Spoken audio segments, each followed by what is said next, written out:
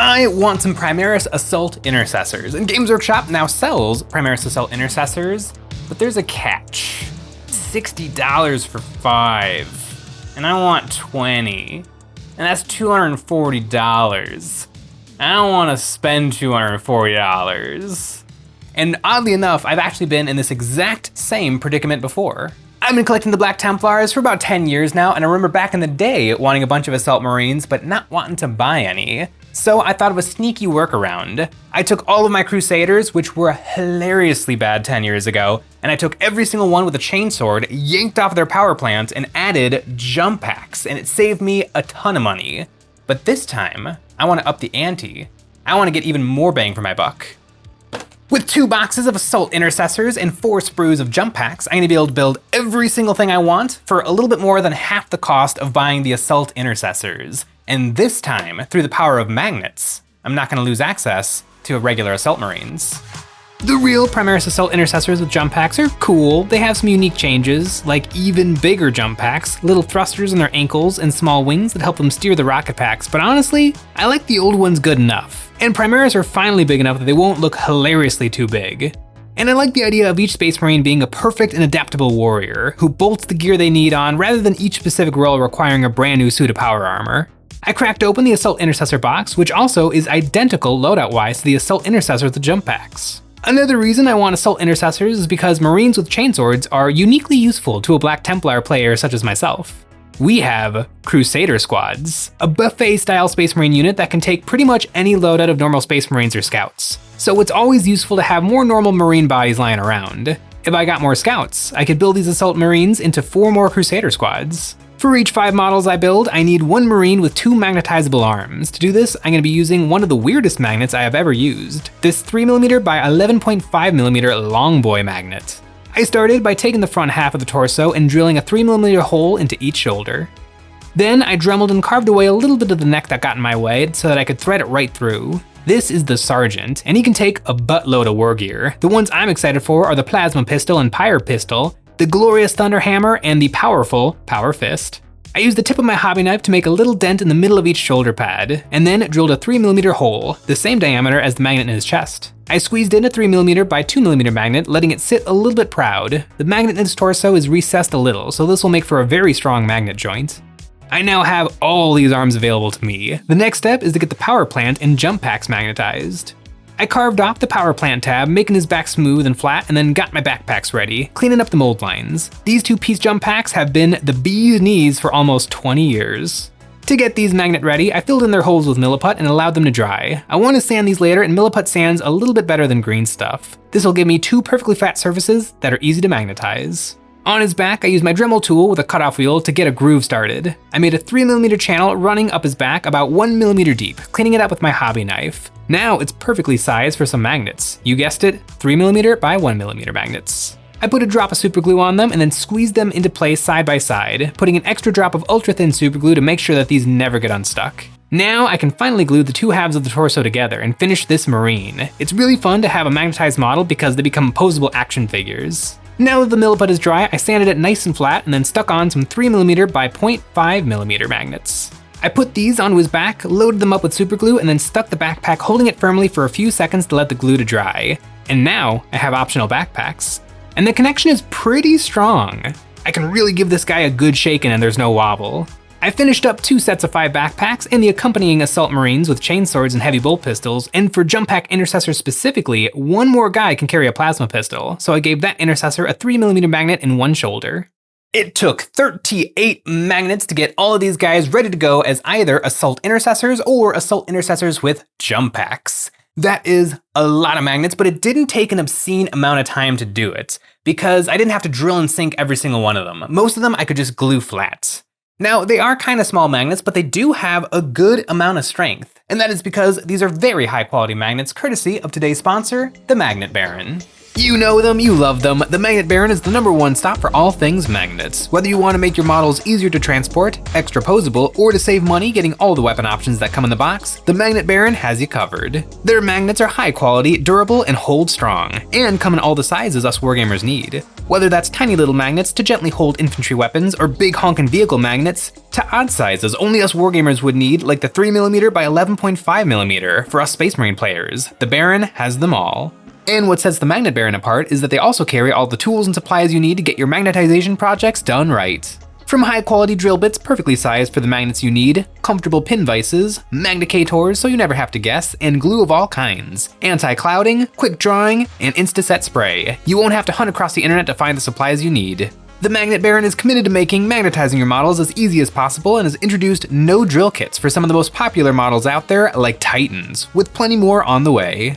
The Magnet Baron is a one-stop shop. If you want to follow along with my Assault Marines, the 3mm by 11.5mm along with all the magnets I'm using can be found there. No matter what you're working on, if you want your models to sound like this, then check out the Magnet Baron. A big thanks to the Magnet Baron for sponsoring this video and helping my Templar collection grow even bigger. Now there's still plenty left to do on these Assault Intercessors, but I feel like I should take a break and work on the bases because my Templar bases are a little bit involved. I tackle my Black Templar bases in one of two ways. The first way is cork. I glued down some random chunks, sanding them flat on an angle to add some variety, and then sticking down my Marine to make sure that the feet have room. I also use the cork to have one guy jumping off of a small hill. The cork is perfect for hiding paper clips between his foot and the base, no drilling required. The other way I make my Black Templar bases is using pine bark nuggets. These give me really interesting, random, natural looking shapes that work really well as the edge of rocks. I ground one side of each nugget flat and then superglue them down to the remaining bases. Now for smoothing and perfecting, and for that I use Milliput. I squished it in between my pieces of cork and bark, which by the way, cork is also bark. And to get the Milliput into a rock-like texture, I dipped an extra piece of cork into water to get it wet. And I pressed it into the wet putty, leaving behind a lovely texture that is perfect match for my basing materials. I finished these bad boys off with some wood glue, my favorite sander holder downer, and a sprinkling of some small pebbles, medium grit sand, and fine grain sand. I've got the bases all done and I've kind of completed the working stage of these miniatures. It's just like in painting. I don't like base coating, it's boring, but you gotta do it to get to the fun stuff. My favorite part of painting is highlighting and doing the final finishing touches, and it's the same thing with building a model. You gotta glue the legs, you gotta glue the torsos, you gotta get the bases looking right, but then I get to do the fun part, going through every sprue in my collection, finding all of the coolest bits, and just sprinkling them onto the models. I love trying to make each of my Templars unique. I took the 5 normal shoulder pads from the Assault Marine box and sprinkled them onto my boys. And then I went to my Templar upgrade frame for some specific Templar design shoulders. Then I finished off with just a couple of Assault Marine shoulder pads with a tall base rim. Having mismatched shoulders adds a chaotic, zealous energy to my Crusaders. And speaking of Crusade, I took the 2 Crusade badges and scraped off the Games Workshop design from one. No offense, Games Workshop, but I can do a better job. I glued these on, and now for the exciting bit. Black Templar players will tell you that Purity Seal bits are worth their weight in gold. The Assault Intercessor box comes with one for each Marine, and I stole a couple of extras off the remains of my Blade Guard veteran sprues. These are fussy to glue down, but they work really well. Black Templar are black, and anything you can do to put on something that'll be a different color is worth it. Now for the holsters. These Assault Marines come with giant holsters that hang off their butts. Not quite big enough to believably hold their massive bolt pistols, but I appreciate the thought. Now for the heads, and I have a problem with Space Marine heads. The ball joint doesn't really have enough pivot for them to look forward in these running poses. So I nipped off the ball joint on an angle, and then I filled in the gaps with lots and lots of sprue goo. Now my Marines aren't staring at the ground, but giving Sean's models a death glare before running in and wiping them away.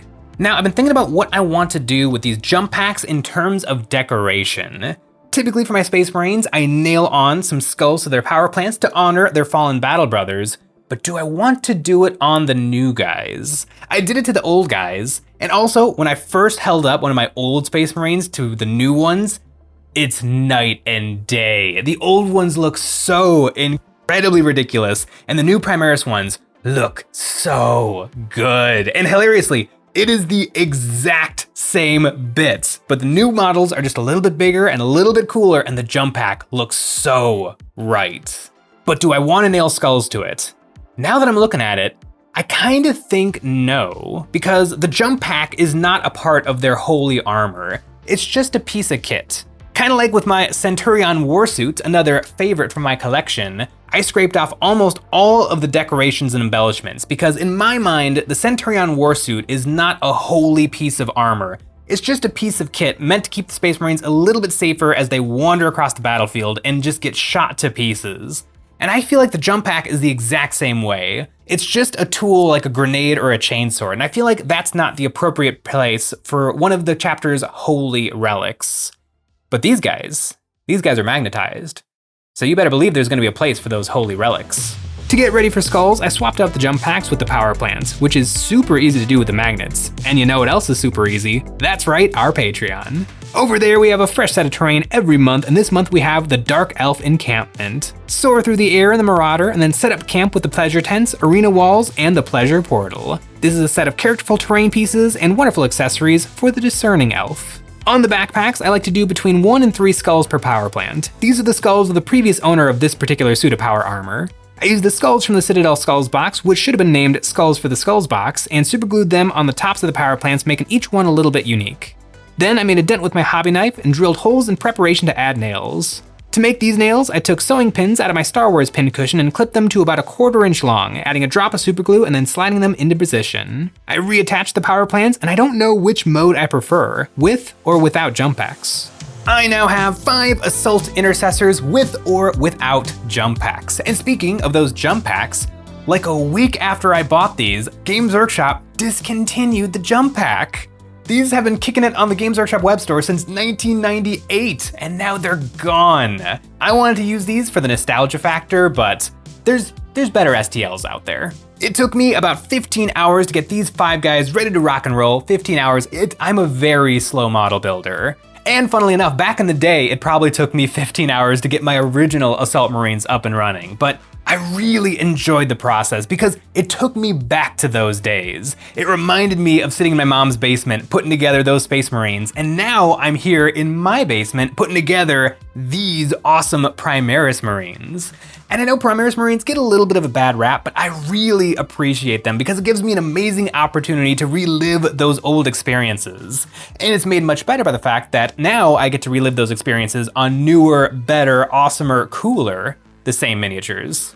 And speaking of miniatures, I don't often magnetize infantry, but there's something about my Black Templar army that makes me want everything to be WYSIWYG. It just makes my brain really happy when the guy with a power fist really does have a power fist, or the guy with the hand flamer really does have a hand flamer. So please feel free to use this magnetization recipe on your own Space Marines and save yourself a little bit of money. Don't forget about the Magnet Baron for all of your magnetization needs. And if you want to see exactly how I've been painting my Black Templar up recently, you can check out the video, Can I Paint 10 Terminators in 10 Hours?